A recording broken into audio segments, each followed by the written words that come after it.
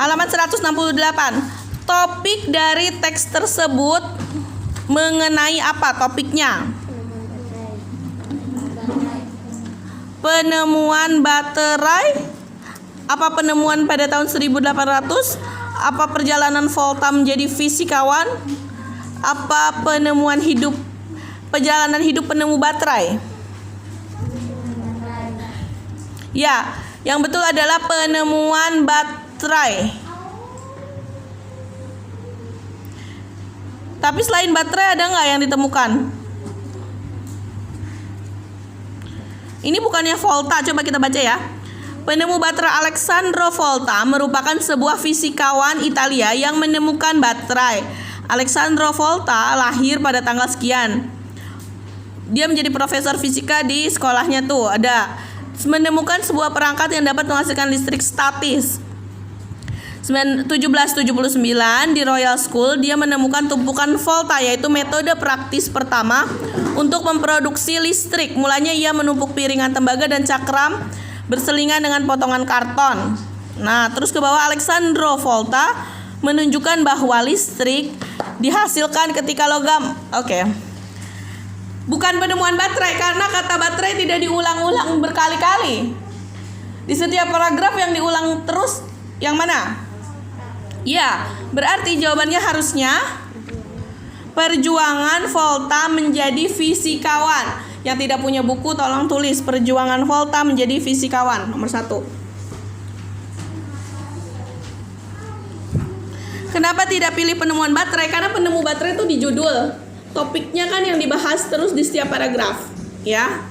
A ya jawabannya. Nomor 2.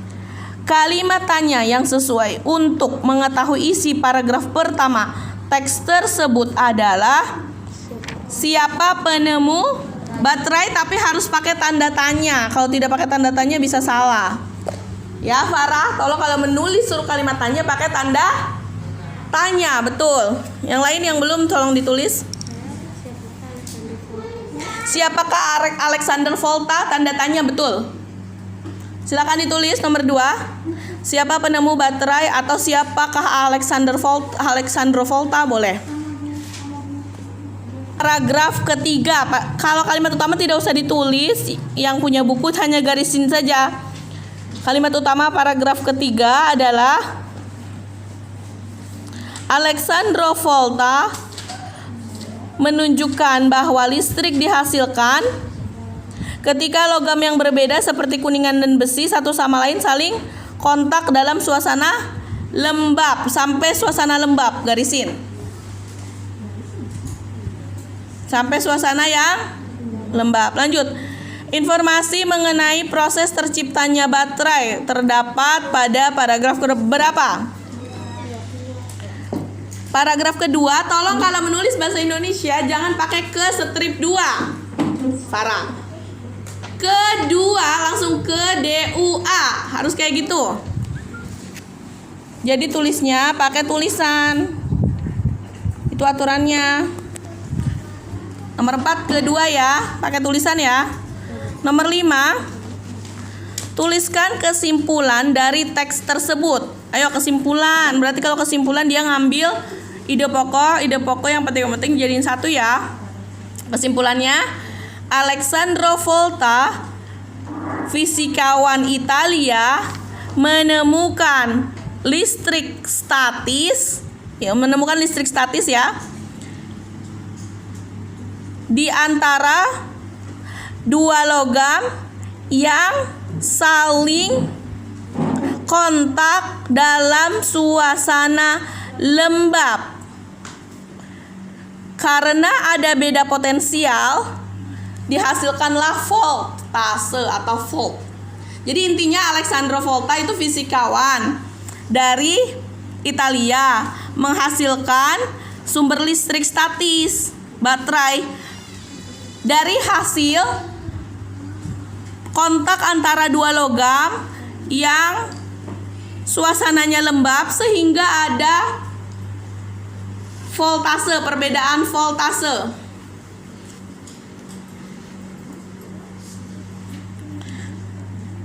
Kalau tidak keburu, jangan lupa nanti saya tetap simpan di YouTube. Jadi kalau yang kekurangan, yang tidak ketinggalan, tolong dilihat di situ. Itulah gunanya kenapa saya rekam. Lanjut. Tuliskan kesimpulan, udah ya kesimpulan ya. Nomor 1, contoh penggunaan rangkaian seri di kehidupan sehari-hari. Seri, susunan baterai pada senter, oke. Sudah?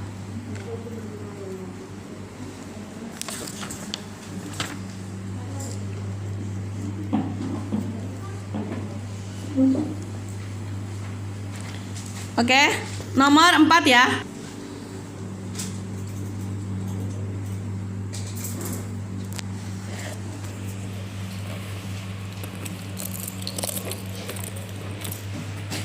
Sudah? Sekarang nomor 5. Katanya nomor 5 kamu disuruh gambar rangkaian listrik seri ya. Ini ceritanya lampu. Ini lampu. Oke. Ini baterai, ini baterai, ini baterai. Oke. Ini di sini tulis saklar deh, saklar. Nah, kalau saklarnya begitu terbuka, maaf. Ngalir nggak? Enggak, kalau ini saya hapus nih, saklarnya jadi begini. Tertutup, ngalir nggak? Nah, ini semua tali-tali ini disebutnya kabel. Ya, di dalam kabel ada apa? Ada tembaga. Isinya. Di dalam tembaga untuk apa? Fungsinya untuk mengalirkan listrik. Lampu fungsinya apa? Ini fungsi lampu mengubah energi, mengubah energi listrik jadi apa? Jadi cahaya. Ini apa fungsinya nih baterai ini tadi yang ditemukan oleh Volta? Sumber energi listrik. Ini sumber energi apa? Statis atau dinamis? Statis. Statis itu artinya searah. Oke, paham? Bawahnya manfaat penemuan teknologi telepon genggam dalam bidang perdagangan adalah untuk apa sih telepon genggam? Untuk berdagang, untuk menerima pesanan. Terus apa lagi? Iya, memudahkan komunikasi penjualan atau perdagangan. Ya, boleh. Ya, memudahkan transaksi boleh.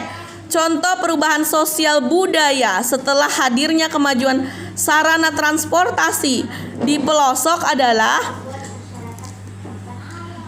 ya, agar masyarakat mudah berpergian, agar lebih maju secara ekonomi karena transportasi mudah, itu boleh. Nomor 3, penemuan telepon pintar atau smartphone dapat membawa perubahan sosial budaya dalam bidang komunikasi. Jawabannya komunikasi. Nomor 4, dahulu Komang harus menunggu saat liburan untuk bertemu nenek di desa. Dengan kemajuan teknologi komunikasi, Komang dapat melihat nenek melalui video call. Panggilan telepon dapat menampilkan gambar dan suara tanpa harus datang ke desa. Bentuk perubahan sosial budaya apakah yang terjadi setelah adanya kemajuan teknologi komunikasi berikut? Bentuk perubahan sosial budaya yang terjadi setelah adanya kemajuan jadi bagaimana? Bentuk perubahannya, awalnya silaturahimnya setahun sekali, terus udah ada telepon jadi sering. Berarti apa perubahan sosialnya? Ya, membuat kita semakin dekat dengan keluarga boleh. Menjalin silaturahim lebih sering, walaupun ada jarak. Sudah? Nomor 5, perubahan sosial budaya apa yang kamu rasakan setelah adanya kemajuan sarana transportasi di atas? Tuh ada kereta. Perubahan sosial yang terjadi apa tadi? Masyarakat mudah berpergian, tidak lelah ya. Kenapa bisa tiduran kan di kereta, nyaman. Masyarakat mudah berpergian, dalam berpergian nyaman. Terus? Iya, tidak tercemar. Apa? Iya, terhindar dari macet. Boleh, pintar. Lanjut. PKN ya. Contoh hak anak di rumah. Hak kamu di rumah apa? Mendapat apa? Ya, yang paling kamu pengenin kasih sayang ya. Terus kamu boleh jajan nggak di rumah? Ya, berarti mendapat kasih sayang, mendapat uang saku, boleh. Contoh penggunaan hak yang bertanggung jawab. Hak kamu tapi kamu bertanggung jawab. Contohnya? Itu kewajiban. Disuruhnya apa sih hak kamu yang bertanggung jawab? Ya, dia punya hak nonton TV 1 jam, tapi setelah 1 jam dimatikan sama Talita. Itu namanya bertanggung jawab. Kata orang tua, nah hak kamu boleh main game, tapi setiap Sabtu dan Minggu. Dengan kata kamu bertanggung jawab, setiap Sabtu dan Minggu kamu main game. Hari biasa kamu main game nggak? Nggak, berarti mematuhi aturan penggunaan handphone saat hari libur. Itu boleh. Kebanyakan anak sekarang kan hiburannya handphone. Mematikan penggunaan HP saat tidak libur. Dedi ingin belajar di kamar. Apa hak Dedi? Belajar dengan nyaman. Iya, mendapat kenyamanan. Haknya apalagi mendapat buku. Iya, boleh. Bagaimana penggunaan hak tersebut sesuai tanggung jawabnya? Oke, kalau kan diizinin sama orang tuanya belajar di kamar, habis belajar berantakan, boleh? Berarti menggunakan hak dengan belajar di kamar, setelahnya merapikan. Itu namanya penggunaan hak yang bertanggung. Oke. Apa dampak jika menggunakan hak tanpa ada tanggung jawab? Pertama, hak tersebut bisa dicabut. Coba, aku mau online buat ngerjain tugas. Begitu masuk mamahmu, main HP game, bukan ngerjain. Ada orang tua yang setegas Bu Dewi, pasti Bu Dewi ambil. Mendingan gak usah ngerjain tugas. Gitu ya orang tuamu biasanya kalau yang tegas. Berarti bisa dihentikan hak kamu atau dikurangin haknya. Terus jadinya nyaman gak situasi rumah kalau orang tuamu marah-marah? Tidak nyaman. Yang bikin tidak nyaman siapa sebenarnya? Kamu sendiri kan, karena melanggar tanggung jawab hak. Oke?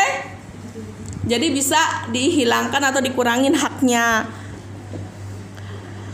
Komang akan bermain di halaman rumah. Apa hak Komang? Bermain dengan nyaman. Bermain dengan siapa saja. Tidak dibatasi. Bagaimana penggunaan hak tersebut sesuai tanggung jawab? Bermain sesuai jam yang ditentukan orang tua. Jangan main terus gak pulang-pulang, berarti tidak bertanggung jawab. Berarti menggunakan waktu main sebaik-baiknya dan kembali pulang sesuai yang ditentukan oleh orang tuamu. Apa dampak jika penggunaan hak tersebut tidak bertanggung jawab? Gimana sama orang tua biasanya kalau tidak bertanggung jawab? Dimarahi, tidak dipercaya lagi, tidak diizinkan main lagi gitu ya? Berarti haknya dikurangi nggak? Kalau kamu tidak bertanggung jawab, haknya dikurangi atau tidak? Ya, dikurangi haknya. Mengapa kita harus melaksanakan hak secara bertanggung jawab? Agar hak itu tetap didapatkan sesuai yang dibutuhkan. Kenapa harus bertanggung jawab? Agar tetap didapat. Coba kalau kamu nggak bertanggung jawab, nggak akan dikasih. Nina, untuk jajan nih ya. Iya mah, nggak untuk jajan, malah ke warnet, duitnya dipakai ke warnet. Ketahuan mama, besok kasih duit lagi nggak? Ya itu. Makanya agar tetap mendapatkan hak sesuai kewajiban yang kamu udah lakukan, maka kamu harus bertanggung jawab terhadap hak tersebut. Lanjut. Berikut not-not angka yang memiliki jarak setengah. Yang mana setengah? 34 ya. Not-not yang mempunyai jarak antar nada 2. 4, 6. Interval nada adalah jarak antar nada. Itu sudah boleh. Kalau kamu jawab jarak antar nada udah boleh. Jarak antar satu nada dengan nada lainnya boleh. Sistem penulisan lagu dengan menggunakan simbol angka-angka disebut. Iya. Tuliskan masing-masing 2 contoh nada yang berjarak setengah, 1, 1,5, dan 2. Kalau yang setengah mi, fa, si, do. Kalau yang 1 do, re, re, mi. 1,5 re, fa, la, do. Yang 2 do, mi, fa, la. Oke, selesai.